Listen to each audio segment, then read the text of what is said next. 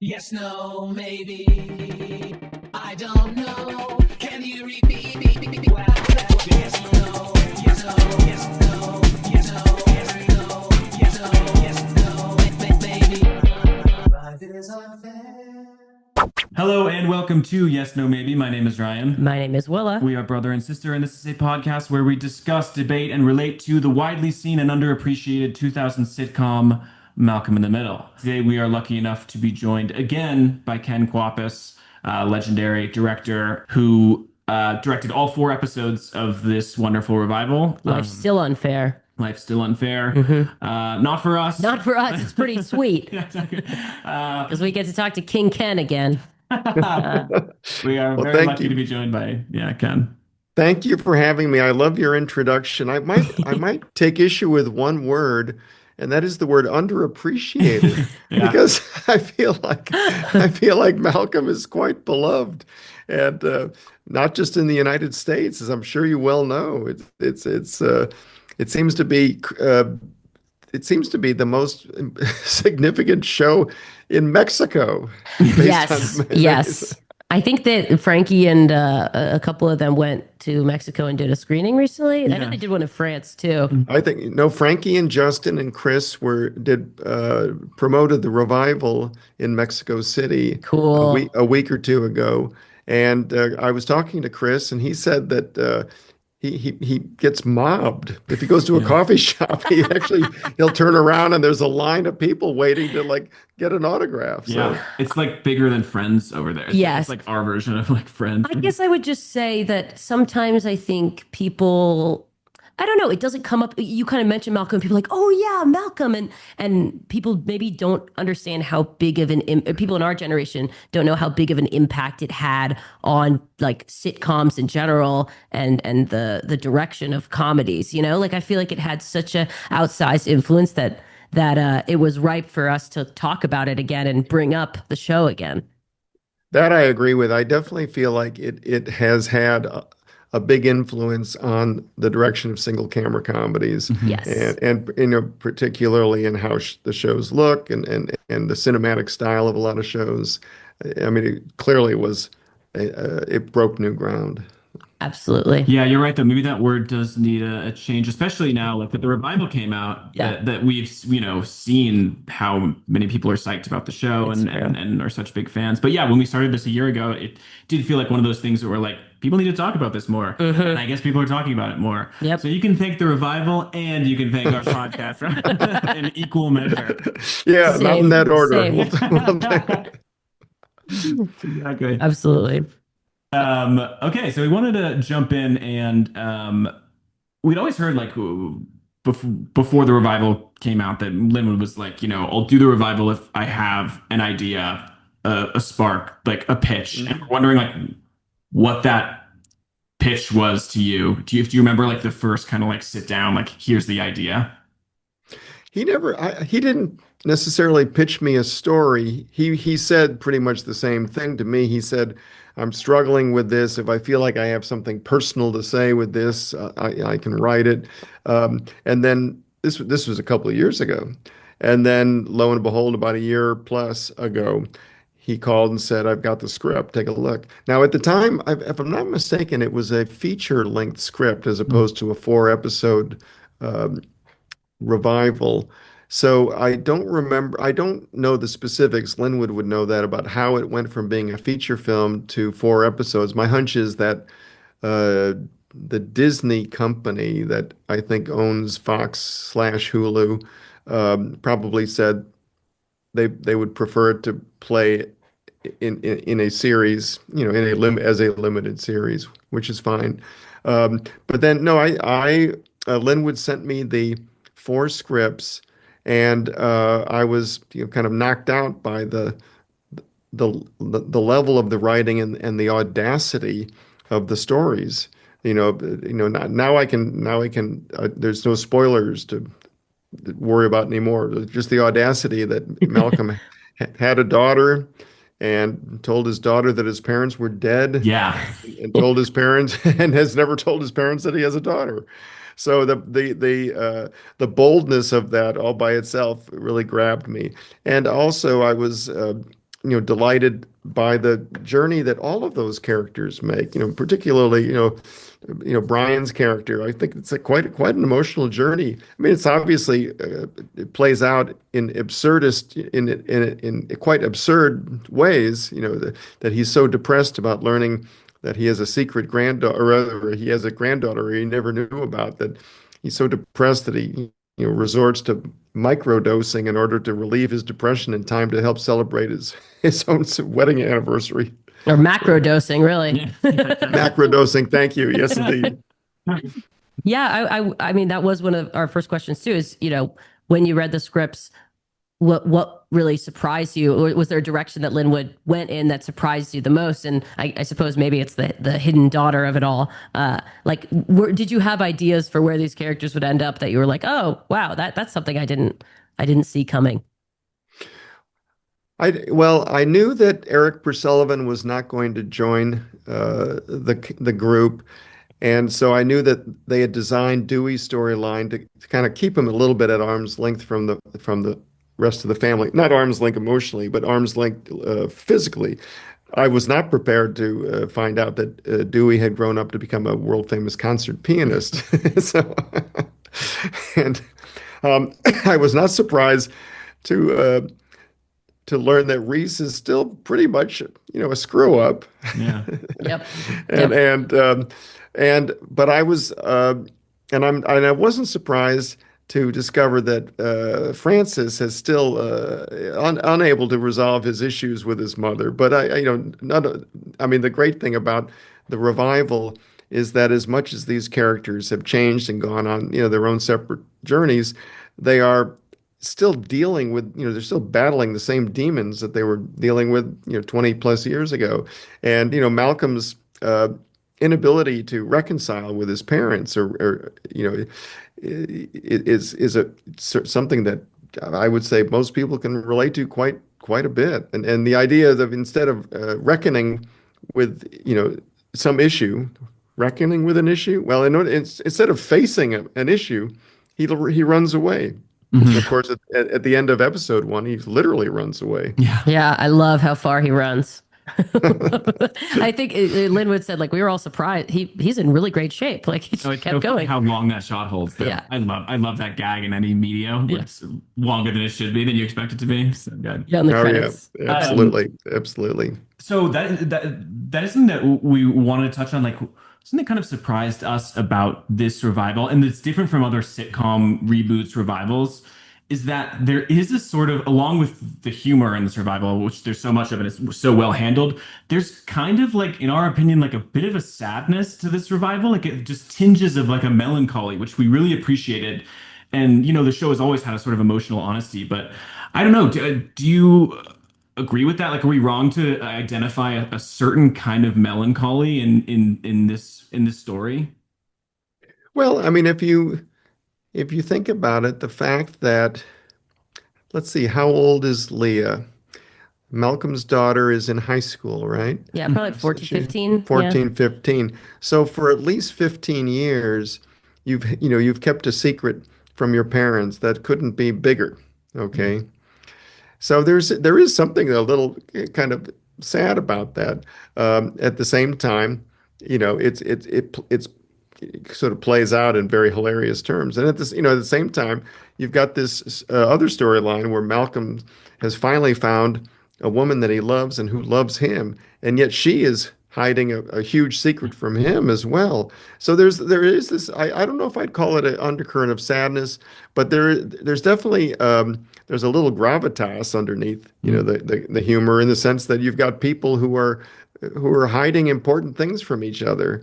And there is a little bit, I would say I would say maybe a hint of melancholy about the fact that Reese seems to has not really evolved. Mm-hmm.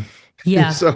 But he's not evolved in a hilarious way. Yeah, right. But the fact that he hasn't probably, I kind of might strike some people as being a little sad. Yeah. I mean, it could be a lot worse. He could be out of the house, not with them. Like they still accept him for who he is. Because I thought about that too, but I was like, you know what? They haven't thrown him on his ass out of the house. No, no, and on the flip side, he has great entrepreneurial spirit. It's true. He's managed to kind of, create a thriving business by humiliating his father online. And so on one hand, you can say, yes, he hasn't evolved. Maybe he hasn't evolved emotionally, but he's certainly, he's sort of making the best of it. And actually, again, he sort of has this great can-do spirit. It's just what he's doing is not very good. Yes. Right, right. Off the Tristan secret, I think that was one of the biggest surprises for me too, was that she was harboring this secret. Did that surprise you as well? I guess my question really is like, did she kind of need her own massive secret in order to match Malcolm's, in order to justify her being with this person? She also understands holding the weight of this big secret, or where do you think that comes from story wise? Well, I think what it does is it obviously it kind of gives her many new layers, because I think up until the moment she reveals the backstory about, shooting that intruder, I guess you'd call him a predator, really, Hmm. um, that she seems to be, to my mind, perfect. She seems to be, Yeah. sort of grounded. She seems to be, the perfect contrast to Malcolm with all his, flaws and craziness. So it kind of is nice to find out at the end of episode 3 that she is equally flawed, or, that there's, I don't want to call it a blemish, but that there's just more going on. Right. I suppose she hints at it in episode 1. She kind of gives that speech to Malcolm of like, as long as we're totally cool with each other and you accept me exactly how I am. Like, do you think it's kind of a defensive measure that she's putting on? Like, do you think she was planning to tell him, or it only came out because his secret came out? That's a good question. I'd like to ask Kiana that Yeah. question. I think that there's no question that Linwood and the writers planted that in episode 1. It doesn't, it really just seems like a sincere thing that you would say to your potential partner. Let's just be above board about everything. Right. And without, but I do think that, more often than not, we advise people to do things that we need to be doing ourselves. So Mhm. It's it's true. like It's true. so, Take your own so advice. Yeah. yeah. You talk in your book about how, like, there's an anecdote about Sisterhood of the Traveling Pants and how you kind of devised exercises to build a shared history with this Mhm. group of girls. When it came to this family, obviously there is this well documented history. Um, did you feel like you needed any? Did they basically slip right back into it, or were there any exercises or things that you did to get back into that rhythm after all this time? There were no exercises for the core cast members. However, it was important to fill in the backstory for the new cast Right. members. So what I did with Linwood is had meetings. They weren't, rehearsals in the sense of reading lines or trying to get the scenes on their feet. But we would, for instance, have a meeting with Jane and Brian and Vaughn, who plays Kelly, just to sort of talk about, how old do we think Kelly is in this story? 16, 17, Mhm. maybe. And so just to kind of fill in the gap, what's that relationship like? And the same with, obviously, with with Frankie and Keeley, who plays Leah. Just a meeting to discuss, what Leah's like as a kid, what's Malcolm like as a parent, and then bringing Kiana into that to talk about, even though Tristan and Leah have not yet met, but just sort of to talk about different aspects of this relationship, uh, or rather, what Leah feels about the fact that her father is dating someone that she hasn't met yet. So they weren't exercises, but it was, just a chance to sort of create the the backstory for these characters, to kind Mhm. of let them fill it in, to kind of let also for the actors to kind of, especially the actors from the original cast, like Frankie, to sort of bring their own experiences now as a parent, Right. to the story. So. Do you like knowing all of that, like the work that they do for their characters, or do you kind of like, okay, come up with it and keep it for yourself as who these characters are?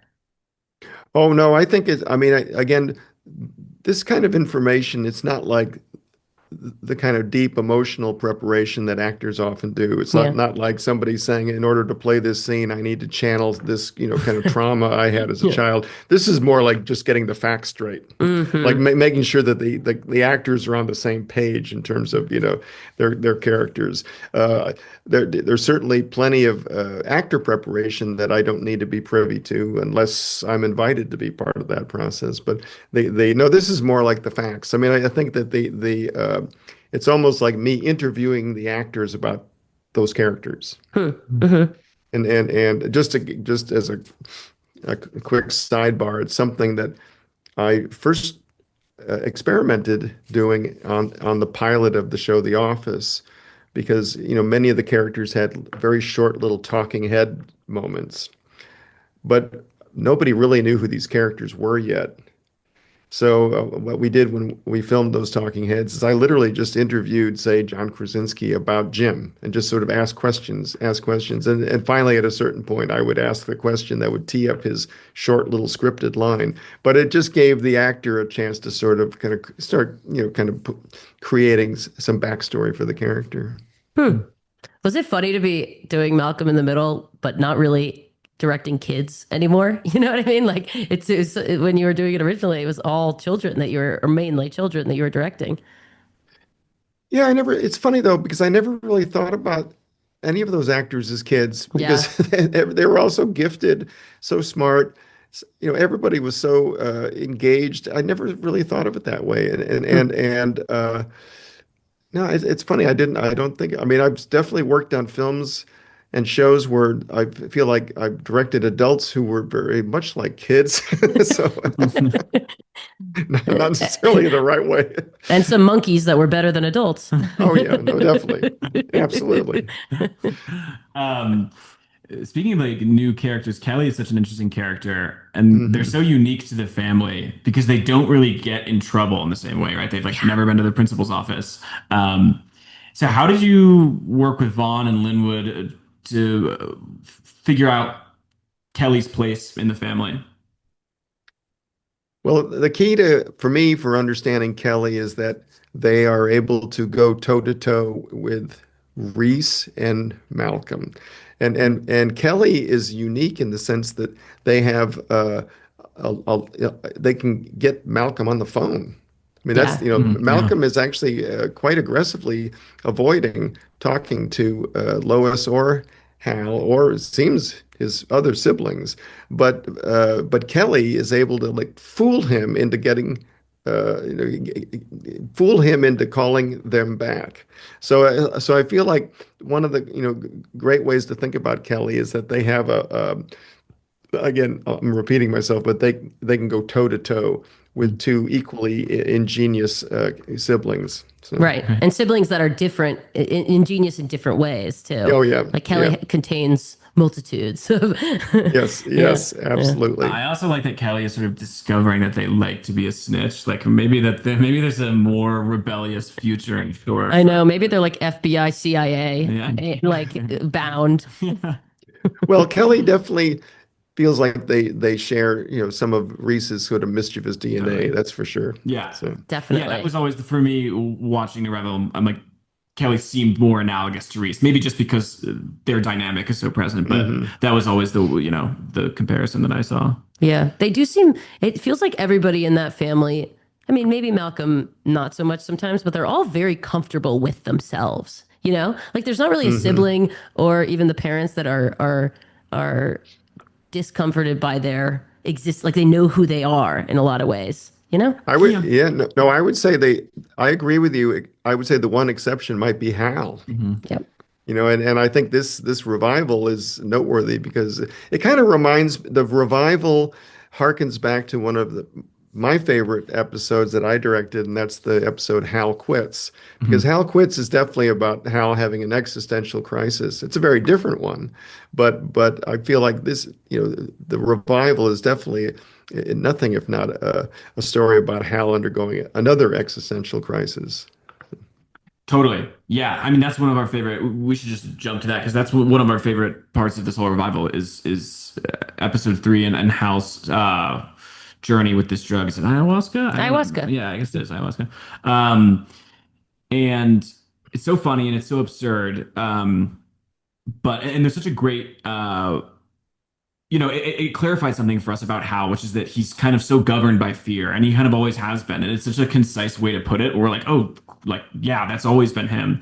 And I wonder if you could talk about the metaphor that he finds about the cake with the unlimited slices, because it's very powerful. And I wanted like your interpretation, your reading on that.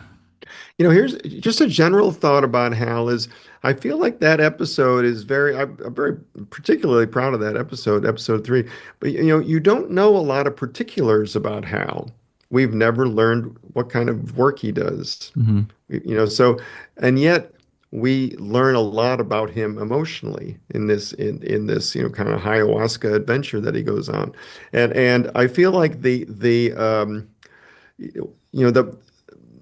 he confronts his perfect self who claims that who accuses regular Hal of having given too much of himself up in the Mm. process of raising that family, and it's time to sort of kind of be proactive in his own life again. Well, that's a positive way to put it. What Perfect Hal really says is he should kill his family.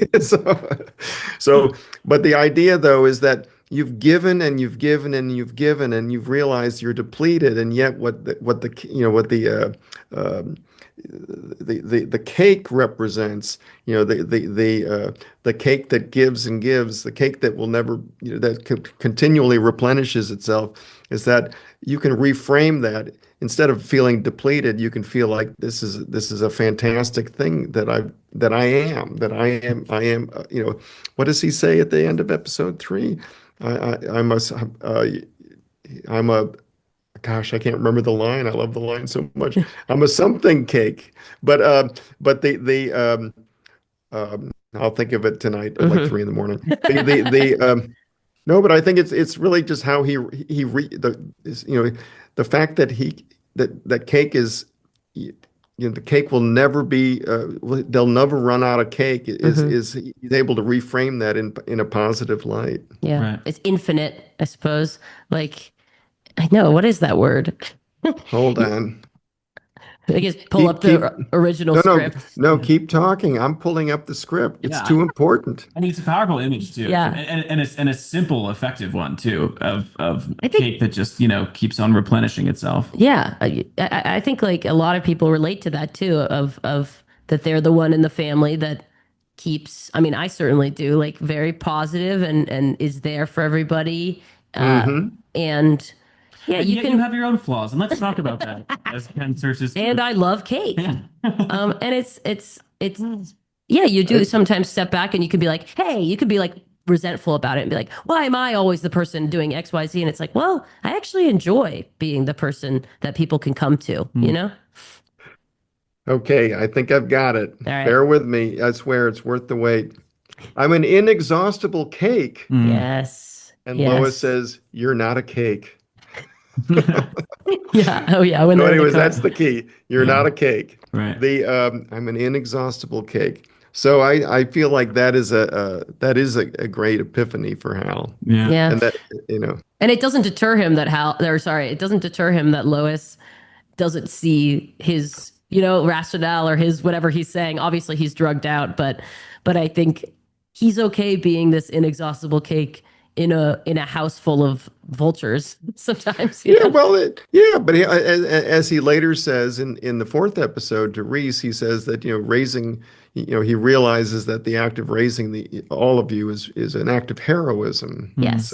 So Yes. but I love the idea that he is not only at peace with being an inexhaustible cake, but he sees that as his superpower. Mm. Yeah. So Yeah. Am I wrong that in episode 4 he also kind of is saying, he has this inexhaustibility primarily for Lois. Like it's a something that he will always be there for Lois, and sometimes the kids will take the back seat to Lois. I feel like he kind of says that to Reese. Or am I wrong? I think that what he said, because it's that moment in episode 4, he's talking to Reese, he's talking to Francis, he's talking to Kelly, and he's talking to Yeah. Dewey and Jamie are there too, I think. I'm sorry, Dewey and Jamie are there Yeah. too. So I think he's basically talking about how impossibly exhausting it is to have raised them, and Mm. yet that once he realized, that it sort of, what's the right way to put it? That once he was able to reframe it in heroic terms, it just, made him just, it no longer seemed like a burden. So, Mm. Right. Mhm. Um, yeah, Hal's storyline is so great, and so is Malcolm's. This, kind of obviously the narrative mhm. engine of the show in so many ways. And I think Will and I really appreciated how unambiguously kind of in the wrong he was, and that the show really went there, as you kind of talked about in the beginning. And like, we're kind of delighted at how much of an asshole he was in so many of this revival. And so Mhm. we're wondering, like, do you understand his decision, and do you have to remain judgment free when telling this story as director? Oh, well, I have to remain judgment free. I have to figure out what makes everyone tick. Hmm. So in fact, what you said about Malcolm being an asshole at the end of episode 1, he says, if I didn't do what I did, meaning run away and hide from you, I would have become an asshole. Mm. Mm. So in fact, he's actually saying the opposite, because that's his point of view. His point Right. of view is that he's saved himself from being an asshole, even though as an audience member, you're kind of going, well, you're Mm. kind of an asshole. Yeah, So, yeah. so from, my job is to, kind of put myself in each character's shoes and not judge anybody. Right. But I think that, clearly Malcolm sort of relishes how devious he's been in Yeah. hiding the truth from his parents. So it has a little bit of an edge to it. Hmm. But at the same time, again, just speaking for myself, I sort of, when I'm watching Frankie do the scene, or you know, describe something that's actually not really, it's just an action that's, kind of maybe a little duplicitous. I have to, like, just again step into his shoes and understand that he's doing it for a reason that makes sense to him. So Yeah, I mean, one of my favorite lines is when he says, I'm protecting the people I love from the people I love." Yeah. I think yep. that kind of says it Yep. all. By the way, I love your approach to this episode, because you're really, like, kind of digging deep and getting into the emotional content of this 4-episode revival, which is wonderful.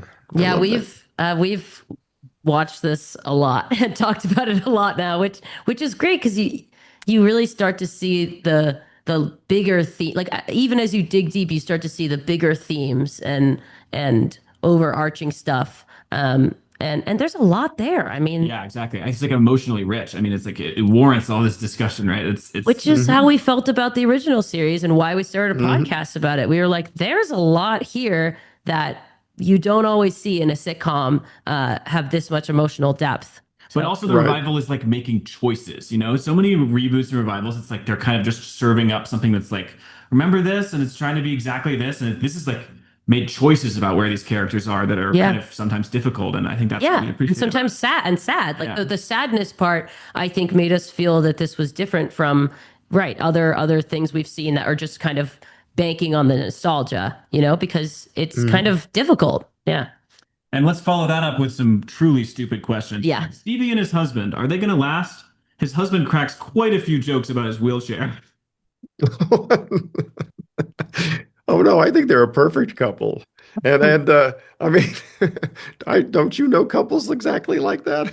Yeah. It's true. It's I true. mean, to me, the key is, during the tribute to Hal film, when, Stevie's segment is jump cut in order to compress what probably was a 20-minute testimonial into 5 seconds. Yeah, So, right. and, Yeah. and that his husband cackles at that. Yeah.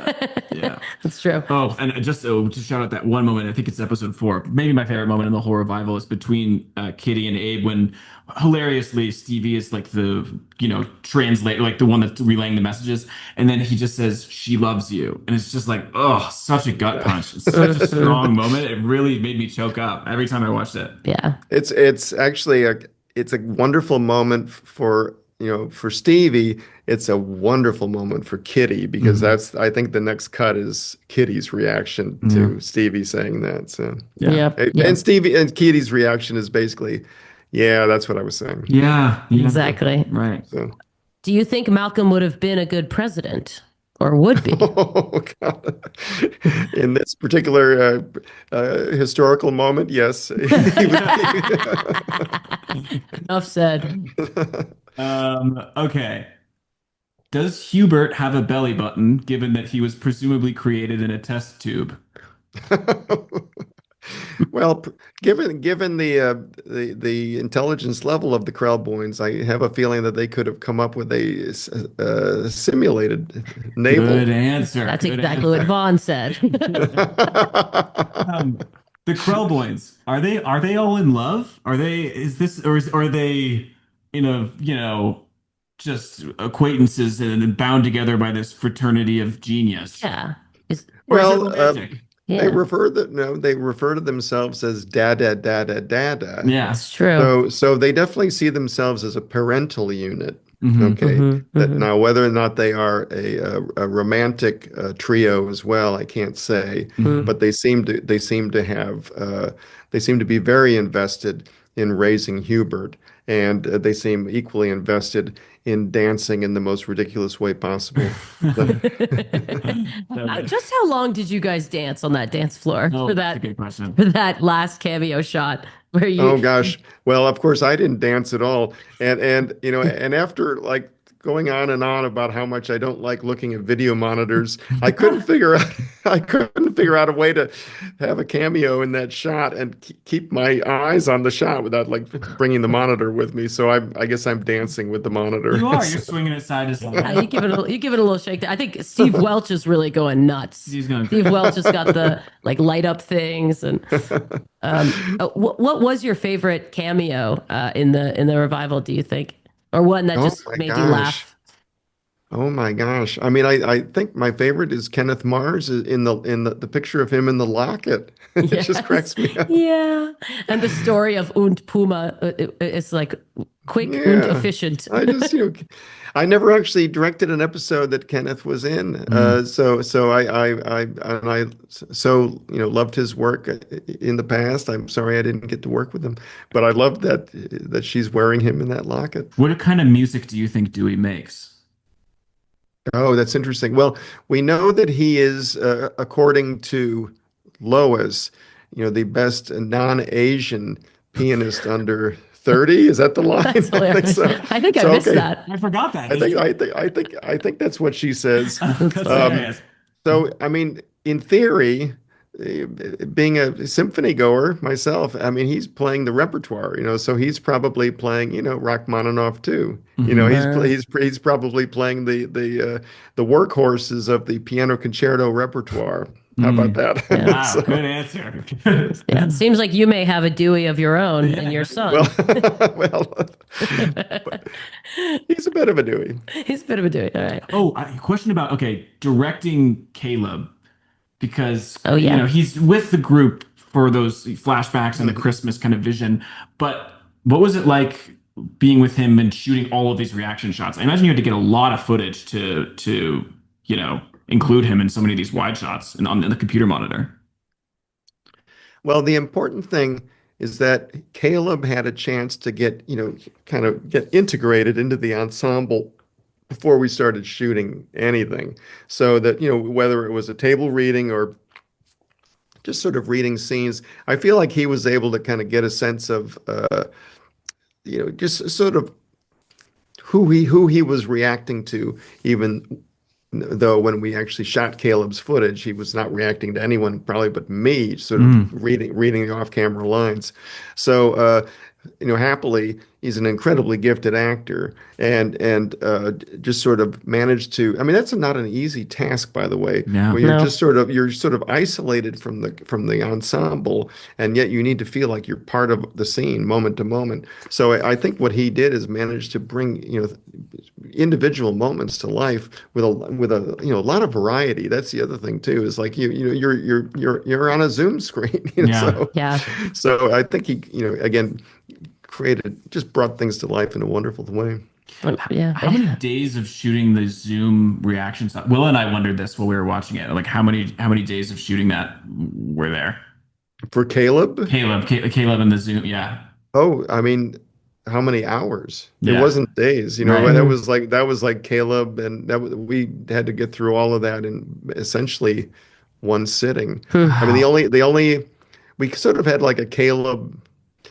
I'm not sure it was a day, like a half day. I mean, part of it was Caleb's contribution to the Hal tribute video, where Right. he That part's sweet. performs the song. But everything else, unless I'm forgetting something, everything else. Oh no, well, what it is, there's also Caleb in different hotel rooms Yeah, I was gonna around the say. world. So Yeah. he's Yeah. in, including the Parisian hotel room where Gigi wants Hmm. him to take a bubble bath with him, and so those. But I would say by and large, a lot of the reactions are in the episode 4. Reactions to the scenes that he's in with the other characters, as well as reactions to the glitter bag explosion, blah blah blah. So I mean, Mhm. but it's all, it all had to be done pretty quickly and efficiently. So. Hmm. Impressive. Yeah. With the glitter moment, did you have some glitter, like physical glitter pouring, and then I imagine you guys added more like CG in post because there was just such a sheer amount of glitter? Well, I would say to answer that question, I want to step back a little bit, because one of the hallmarks of the original show and one of the hallmarks of this revival is that we try to avoid CGI and visual effects as much as possible. Mm. Obviously, there are some visual effects in, Hal's hallucination Hmm. sequence, but for instance, when regular Hal is beating up perfect Hal with a range of different implements, a frying pan, a Japanese cat clock, things like that. Those were not visual effects. Like Brian would grab a different weapon each time, and so with the glitter, the actual moment when Francis, well, I should say the moment when the bag drops on Hal and the moment when Francis lands on the bag, those are visual effects. The bag exploding is a visual effect, but after that, all of the coverage of everyone reacting to the glitter explosion are, for the most part, practical effects. Hmm. Now, glitter is very small, and it's actually something that you could inhale, and probably not very good for a lot of people to be ingesting on a set. So we actually used multicolored confetti. So Oh, it's a little bigger. It still has, it's still colorful. It still reflects light. And we, for the most part, those shots, they may have been enhanced with some visual effects, but by and large, it's practical effects where we had air movers just blowing tons of confetti at the wow. actors. Yeah, that's great. The one of the biggest laughs in the revival for us is the bag falling, and then the timing of Francis falling a second later. It's Oh, so too good. good. Leah's a fantastic new character who Mhm. kind of shares the same level of intelligence as Malcolm. It's implied. I mean, Mhm. we see that through the fourth wall breaks as well, that she's kind of inherited this ability almost, or a Right. way of Mhm. talking to the audience. But how do you see them as being the same, and how do you see them as being different, Leah and Malcolm? Well, I think that, each of them has a sort of an ability to kind of analyze or overanalyze any situation that they're in. So that I think that, that they are both sort of laser sharp when it comes to understanding the dynamic of any group that they happen to be in. And in the case of Leah, it's almost to, it's to her detriment, because she sort of sees, she it's not that she perceives slights. She sees, she's able to observe how, girls in her school sort of dismiss her in very subtle ways. Again, it's not paranoia, it's happening. It's just that it's no other another young person might not see it because it's so subtle. But Leah can kind of break it down and see what's going on. This is obviously something that Malcolm was capable of doing as a young person. But I think in the case of when Malcolm was young, he was surrounded by like-minded people, the Krellboynes, right? So in the case of Leah, she doesn't have that kind of friend group at all. In fact, she's quite alienated at school. Hmm. So I think that it sort of it makes her plight, I think, all the more sort of heartbreaking to me, is that she's again, you can't take her aside and say, "Oh, you're wrong. These people actually like you. They don't mean you." No, in fact, they do actually. They in subtle ways they mean her harm. Yeah. So, and it's again, it's a gift, and it's also something that is a curse at the same time. Do you see her as being empathetic as well? Because there's that moment where Piyama is kind of giving her this speech about, well, Malcolm, your dad doesn't really have this ability, and I love how Piyama says, sometimes I just really want to hurt people and I'd be angry, but I have to put that down. And but I don't know, Leah didn't strike me as being unempathetic in that sense. Not at all. And when I worked on that scene, I came to the conclusion that that scene is, Piyama talking about the difference between kindness and, excuse me, being nice and kind, or kind and, Yes. yeah, nice and Yes. kind. Hmm. Um, I felt that that was much more Piyama talking about Piyama. Okay. Yeah. Yeah. So, Gotcha. which, by the way, that's what we do. We give people advice, and it's really what we're really doing is describing ourselves. That's true. So no, but I feel like I don't feel like she is unempathic, Hmm. but but I do feel like she, what's the right way to put it? She probably, like a lot of us, just gets in her own way. Hmm. And so, which is a different issue. But I think if you got out of your own way now and again, you'd probably be able to develop more empathy. Right. It's the overthinking issue Yeah, that yeah, her dad has as well. Yeah. yeah. Um, the conversation in the bathroom between Lois and Malcolm is such a pivotal scene, and did you kind of feel like the whole revival was leading to that confrontation in some ways? I mean, like, no pun intended, given Craig's involvement, but it feels like a big release for Malcolm, and so I wonder if you felt like it was all leading to that. Obviously, it's a key confrontation, and it's but there are so many character climaxes. Is that the right Hmm. way to put it? There are so many Yeah. important emotional climaxes for different characters in the story. I sort of feel like it's first among equals in a funny way. I mean, it's hard to, you know, I think that Hal discovering he's an inexhaustible cake. And I mean, I feel like these are all. It's just that in that particular one, um, it takes place in the fourth episode, and but I feel like so many characters have critical kind of epiphanies along the way here. Mm. That's Uh, true. Do you have hope for Malcolm and Lois's relationship going forward? Do you feel like, yeah, that's yeah, so in that sense, yes, that confrontation is uh, a breakthrough. There's no question about that. It's a huge breakthrough. I think that I feel like you know Lois basically says, "I can only be the way I am, but I miss you." Yeah. So I mean, I think that's also thinking about the episodes of the original show that I directed. That's something that I remember from other episodes as well. When in Lois's birthday, when hmm everyone forgets Lois's birthday, and at the end when when Hal and the boys make their pathetic attempt to rectify the situation, it turns into a calamity, and Hal finally says to Lois, "I'm sorry, this is the best we can do. hmm It's not Yeah. like we're actually not gonna be better than we are." So accept us. So I kind of feel like in a way what Lois is saying is I can only be Lois, but I miss you.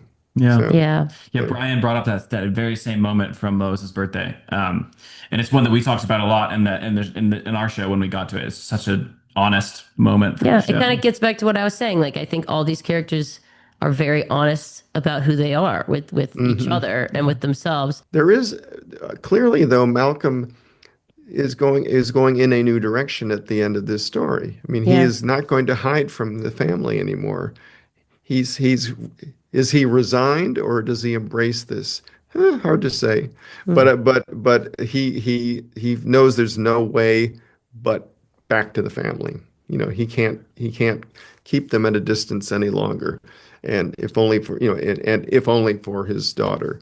Um, but so I feel like that, something has changed for me in a positive way at the end. Yeah, and yet, like, I love how at the end they're still bickering about like what the steel beams at the top of Oh the yeah. Yeah, auditorium, the where it's like, rafters. kind of Oh some yeah. things never Yeah. change, and it kind of harkens back to. I love the argument between at Ida's funeral between Francis and Malcolm arguing about the LCD screen, because I'm like, that is an argument that I would have, and so I felt very seen by that. Oh yeah. Them arguing about that, I was like, oh man, that's right up my alley. That's total Ryan. Yeah. I know, and the fact that that final scene takes place in the debris of this chaotic event that happened that went wrong kind of tells you, like, yeah, stuff's going to continue to go wrong, and that the thing that Lois says that's so great is like it's a plan, it's not a contract, which is just, Right. we can plan to have a great family reunion, but things can go wrong, and that's fine. And like Malcolm, you can't avoid chaos. Like it's part of this family. And now Hmm. Leah and Tristan have seen it. Like this is the worst it can get. It's like a Right. total glitter bomb exploding and everyone fighting. Like that's the worst. That's pretty bad. So, it gives me hope too, because it makes me think, it's not like families reach some perfect state of nirvana where everybody's happy with each other. You just kind of Hmm. keep working at it. What are you going to miss about these characters and about this world now that you've kind of put a very Oh my nice gosh. button on it? That's a big question. Oh my gosh. Well, I'll answer that by recalling a conversation I had with Linwood before we started shooting, because we were not 100% sure whether uh, the tempo, the rhythm, the sound, the performance level of this revival should be the same Mm. as the original show. There was discussion. Should it be different? Should things breathe a little more? Should it feel a little less high octane in terms of the performance level?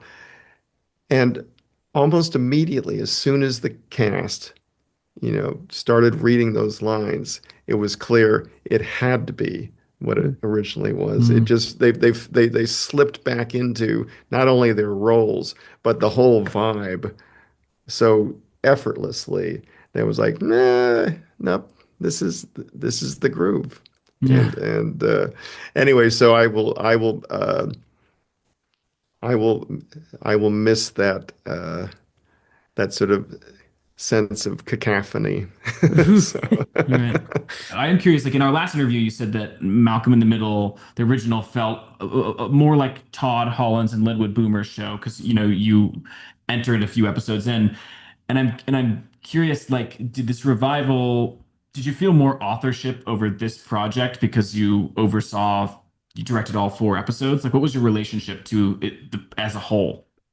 Oh, well, no, I absolutely felt a sense of ownership about it. I mean, we shot it like a feature film. It was Right. like it was like and I mean, at the end of the day, you know, this is Linwood's vision, and but I feel like Linwood invited me to bring my own personal vision to it.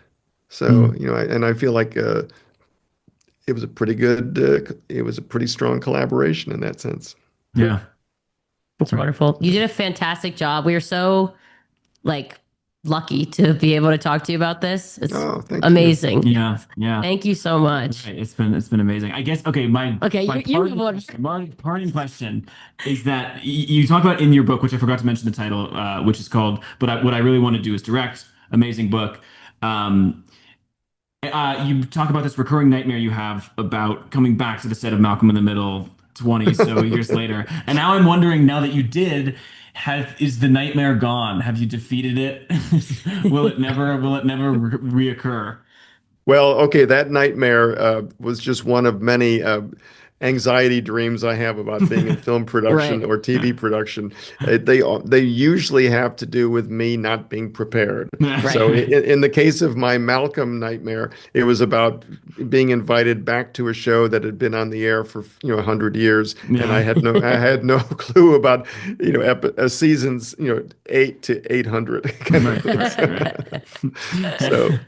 I'm looking for a more metaphorical Yeah, yeah. bookend thing. Yeah, you're trying to get him to have a Hal epiphany, like that you're a piece of pie. Well, no, but I will say though that I I do feel like getting to revisit the cast and these characters really was kind of a very, I don't know, is very, it had a very therapeutic value for me in a way too. It sort of kind of made me think about my own personal journey uh, as a person and as a director, since the original show. Mm. So I feel like I got to undergo an emotional arc of my own. That's very nice. Great to hear. Yeah. Do you feel that on most projects you do, like on films? By the end, you kind of have had some sort of change overcome you. Um, if I if I'm able to invest in the main characters in a particular way, there's always an emotional journey that I go on for Yeah. sure. I mean, you do so much for as a director. I mean, I feel like it's probably hard not to feel like you've changed. Well, I mean, I think part of it is making sure that the technical challenges don't get in the way of being able to, again, make that emotional connection with the story or the main characters so that you can, if I go on the journey, I'm confident the audience will too. So, Yeah. Right. yeah. Well, we've taken so much of your time, Yes. and we really appreciate you talking to us again. It Yeah. really means a lot to us. I'm going to send you a photo. Oh, Okay. Can I put it in the chat? Yeah, Sure. let me put it in I the think chat. so. That's Oh, me, wow. me. That's me surveying the wreckage. Oh, beautiful. What a beautiful shot. Wow. So Who took you- that? that was our gaffer who took that shot, Wow. and I'm really appreciative of it. Okay. Well, again, thank you so much, Ken. Really means a lot to us. We love your work, and it's a real joy to have you on our little show. Thank you so much. It's Yeah. been great. Thank you. All right. All right. If anyone is watching this and hasn't checked out the revival, I don't know what to tell you. Check out Still Unfair. Life's Still Unfair on Hulu and Disney Plus. And check out Ken's book. But what I really want to do is direct anywhere you get books. Mhm. And thank you guys so much. Bye. Bye. Yes, no, Bye-bye. maybe. I don't know. Can you repeat?